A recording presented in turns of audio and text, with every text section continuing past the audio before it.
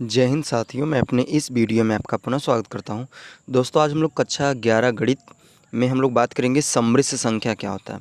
तो आज हम लोग सम्मिश्र संख्या के बारे में डिटेल जानकारी प्राप्त करेंगे।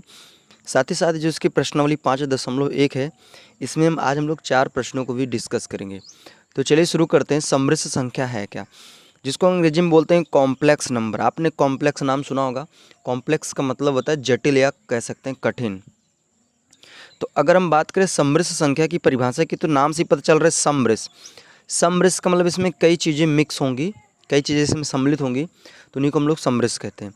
तो अगर हम इसकी परिभाषा की बात करें तो हम कह सकते हैं कि जो सम्मिश्र संख्या होती है, सम्मिश्र संख्या में दो संख्याएं होती हैं। एक तो होता है वास्तविक संख्या, ठीक है, और अगला नंबर होता है अवास्तविक संख्या। इसी को काल्पनिक संख्या भी कहते हैं। तो सीधा सीधा अगर हम सम्मिश्र संख्या की परिभाषा की बात करें तो हम कह सकते हैं कि ऐसी संख्या जो वास्तविक संख्याओं और काल्पनिक संख्याओं से मिल के बनी होती है, उस संख्या को हम लोग कहते हैं सम्मिश्र संख्या। अब अगर बात करें कि वास्तविक संख्या क्या होती है, तो जितनी भी आपकी संख्याएं जो है वो सम संख्या हो, विषम संख्या हो, प्राकृतिक संख्या हो, पूर्णांक हो, पूर्ण संख्या हो, अभाज्य हो, भाज्य हो, ठीक है, परिमेय अपरिमेय, जितनी भी आपकी संख्याएं होती हैं, इन सारी संख्याओं को मिलाने से एक नई संख्या का निर्माण होता है, जिसको हम लोग बोलते हैं वास्तविक संख्या।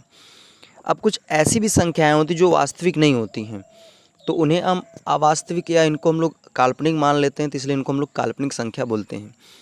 तो ये जब दोनों संख्याएं आपस में मिलती हैं तो एक नई संख्या का निर्माण करते हैं, जिसका नाम हम लोग रखते हैं सम्मिश्र संख्या।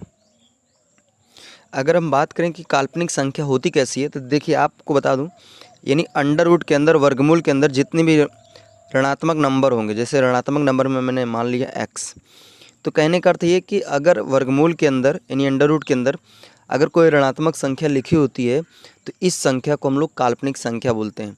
अगर जैसे मान लीजिए सपोज दैट हमने लिखा वर्गमूल में -4, तो अगर आपसे कहें कि इसका वर्गमूल यानी अंडर रूट क्या होगा, तो आप सीधा बोल सकते हैं इसका -2 होगा, जबकि ये क्या है, गलत है। ऐसे इसका नहीं होता है, ठीक है। तो इसका अगर वर्गमूल की बात करें तो इसको निकालेंगे कैसे, तो इसको निकालने का जो तरीका है, इसको आप ऐसे लिख सकते हैं। इसको आप लिख सकते हैं अंडर रूट 4 गुणे -1, जहाँ पे माइनस था इसको साइड में निकाल दिया। अब इनको आप अलग अलग कर सकते हैं, तो इसको लिख सकते हैं अंडर रूट का 4 गुणे अंडर रूट का -1। तो 4 का वर्गमूल तो हम जानते हैं 2 होता है, और इसी को हम लोग मान लेते हैं कि ये क्या है, इमेजिनरी नंबर यानी काल्पनिक नंबर है। तो इसी को हमने मान लिया आई बोलो, या इसी को आयोटा के नाम से भी जानते हैं। तो आप इसको आई भी कह सकते हैं, आयोटा भी बोल सकते हैं। तो ये दरअसल इसकी जगह मैं आई इमेजिनरी मान लेता हूँ, तो इसकी जगह आई लिखता हूँ। तो कहने का अर्थ है कि अगर किसी संख्या में आई अगर ऐड है या आयोटा ऐड है, तो उस संख्या को हम लोग बोलते हैं काल्पनिक संख्या, ठीक है। तो यहाँ से एक चीज़ हमें क्लियर हुआ कि आई बराबर हम क्या लिख सकते हैं, अंडर रूट का -1। तो यहाँ से एक वैल्यू हमें प्राप्त हुई। अगर अब बात करें कि जो सम्मिश्र संख्या होती है इसको कैसे प्रदर्शित करते हैं, तो सम्मिश्र संख्या को बेसिकली जेड से प्रदर्शित करते हैं, और इसको लिखने का जो तरीका होता है, जेड बराबर होता है ए प्लस आई बी। यहाँ पे ए जो है ये दरअसल वास्तविक संख्या को दर्शा रहा है, जबकि बात करें यहाँ पे बी के साथ आई का गुणा यानी आयोटा का गुणा हुआ है, तो ये काल्पनिक संख्या को दर्शा रहा है। तो कहने का अर्थ ये कि वास्तविक संख्या और काल्पनिक संख्या मिलाने से सम्मिश्र संख्या का निर्माण होता है। अब यहाँ पे कुछ हम इम्पोर्टेंट बात कर लेते हैं, और जैसे भी मैंने देखा कि आई बराबर क्या है, अंडर रूट के -1। तो अगर हम इन दोनों पक्षों का वर्ग कर देते हैं तो इधर हो जाएगा आई स्क्वायर बराबर -1। या तो आप इसको आई बोलिए या तो आयोटा बोल सकते हैं, बात एक ही है, ठीक है। थोड़ा आयोटा बोलने में लंबा प्रोसेस है, तो सीधा आई भी बोल सकते हैं। तो यहाँ से एक चीज़ हमें क्लियर हुई कि आई का मान क्या होता है, आई का मान तो अंडर रूट का -1 होता है, और आई स्क्वायर का मान -1 होता है, ठीक है। अब इसी तरह अगर मान लीजिए मैं आई के घाते 3 का मान निकालना चाहूँ, तो इसको कैसे लिखूँगा, तो ये हो जाएगा आई के घाते 2 इंटू आई, ठीक है। अब यहाँ से देखिए आई स्क्वायर का मान -1, ठीक है, इंटू आई। अब आप आई गुणा -1 में करिए तो ये हो जाएगा माइनस का आई। तो यहाँ से दो बातें तीन हमें क्लियर हुई। एक तो आई का मान अंडर रूट का -1, आई स्क्वायर का मान -1, और आई के घाते 3 का मान -आई। तो इतने मानों को हमें याद रखना है बस। बाकी आप दुनिया का कोई भी मान हो तो आप उसको आराम से निकाल सकते हैं। अब आइए हम लोग बात करेंगे जो प्रश्नावली 5.1 है, इसके जो प्रश्न हैं इन पे आज हम बात करेंगे। तो बेसिकली हम लोग 4 प्रश्न यहाँ पे डिस्कस करेंगे बस। तो चलिए शुरू करते हैं। इसमें लिखा है प्रश्न 1 से, यानी कुल मिला के शुरुआत में 10 प्रश्नों तक एक ही काम करना है। तो यहाँ कह रहा है प्रश्न 1 से 10 तक की समृद्ध संख्याएँ जो लिखी गई हैं, कह रहा है प्रत्येक को आपको क्या करना है, a + ib के रूप में लिखना है। यानी आपको एक वास्तविक संख्या का लिखना है और एक अलग से काल्पनिक संख्या में लिखना है। तो चलिए शुरू करते हैं यहाँ पे पहली सवाल से। देखिए यहाँ पे दरअसल ये दोनों एक गुणे से जुड़े हैं, तो आप क्या करिए, गुणा करिए। चलिए यहाँ पे देखिए जो ये नंबर लिखे, नंबर में गुणा होगा और ये आई में गुणा होगा, ठीक है, तो आपको ध्यान देना है। तो यहाँ इसका इसमें गुणा करेंगे तो हो जाएगा -3/5 गुणे 5, मतलब -3/5 में 5 गुणा किया और आई के गुणा हो जाएगा i², ठीक है। अब ये 5 से 5 क्या होगा, कैंसिल हो जाएगा, तो हो जाएगा -3 i²। अब आप लिखे -3 i² का मान क्या हो जाएगा, -1, अभी मैंने आगे बताया था। अब इसका आप इसमें मल्टीप्लाई कर दीजिए तो -3 का गुणा अगर 1 में करते हैं तो +3 आएगा। तो ये आपका फाइनली क्या हो जाएगा, आंसर हो जाएगा। तो उम्मीद करूँगा हमारी बात यहाँ तक आपको समझ में आई होगी।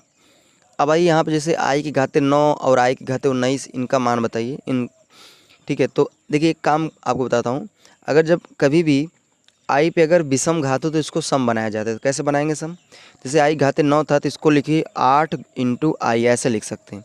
मतलब यहाँ से हमने क्या किया, एक i को साइड में निकाल के रख दिया। उसी तरह ये भी विषम है तो इसको लिखेंगे i के घाते 18 × i, ठीक है। अब देखिए जैसे i घाते 8, इसको ऐसे लिख सकते हैं आप, i के घाते 2 फिर पूरे घाते 4, क्योंकि देखिए 2 चौके 8 हो जाएगा। फिर उसके बाद इंटू में ये क्या लिख देंगे, i प्लस। उसी तरह i के घाते 18 को लिख सकते हैं, i के घाते 2 लिखिए। फिर उसके बाद अगर यहाँ पे 9 का गुणा कर देंगे, 9 दूनी क्या हो जाएगा, 18। तो बस आपको इतना ध्यान देना है कि यहाँ पे i के घाते 2 लिखना है, उसके बाद कितने से गुणा कर दें कि आगे संख्या आ जाए। तो जैसे यहाँ पे 8 था तो 2 लिखा, तो 4 से अगर गुणा कर देंगे तो 8 बन जाएगा। उसी तरह 2 लिखा, 9 से गुणा कर देंगे तो 18 बन जाएगा। फिर इसके बाद यहाँ पे क्या लिख देंगे, i। अब देखिए आगे बढ़ते हैं। अच्छा, i घाते 2 का मान हम जानते हैं, माइनस का क्या होता है, 1। तो -1 के घाते 4 × i प्लस i घाते 2 का मान होता है -1, -1 के घाते 9 × i, ठीक है। और आपने पढ़ा होगा कि अगर -1 के घात अगर सम संख्या होती है तो इसका मान +1 होता है, और -1 के घात अगर विषम संख्या होती है तो इसका मान -1 होता है। तो यहाँ पे इसका +1 होगा, तो यानी +1 × i, फिर इधर से इसका मान क्या हो जाएगा, -1 × i। अब देखिए i कन्नम i, फिर यहाँ माइनस है, फिर i कन्नम i, तो ये i से i क्या हो जाएगा, कैंसिल। तो फाइनली आपका क्या बचेगा, 0 आंसर। अब आइए हम लोग अगले प्रश्न पे चलते हैं। i के घाते -39 है, तो एक काम करें इसको प्लस बनाइए। तो इसको नीचे लेके आएंगे तो हो जाएगा 1/i के घाते 39। अब देखिए यहाँ पे i पे विषम घाते तो उसको सम बनाइए, तो यहाँ हो जाएगा 1/i के घाते 38 × i, मतलब इसमें से एक निकाल दिया। अब देखिए 1/38 को कैसे लिख सकते हैं, i के घाते 2 फिर पूरे घाते 19 लिख दीजिए, क्योंकि 19 दूनी 38 होता है, इंटू में i। अब देखिए यहाँ जो है 1/i घाते 2 का मतलब -1 और इसके घात में 19 × i। अब देखिए यहाँ हो जाएगा 1/, अच्छा -1 के घात विषम संख्या तो इसका मान -1 आएगा, तो -1 × i, तो इसका सीधा सीधा मान आ रहा है -1/i। अब इसका i का परमीकरण कर दीजिए ऊपर नीचे, ठीक है, ऊपर नीचे i का गुणा भाग कर दीजिए। तो यहाँ देखिए i का गुणा इसमें कर दीजिएगा तो हो जाएगा माइनस का i ऊपर, और यहाँ से i गुणा हो जाएगा तो i²। तो यहाँ से माइनस का i/i² का मान -1, ठीक है। तो माइनस से माइनस कैंसिल, i/1 का मतलब सीधा सीधा i। तो ये आपका क्या होगा, फाइनली आंसर होगा।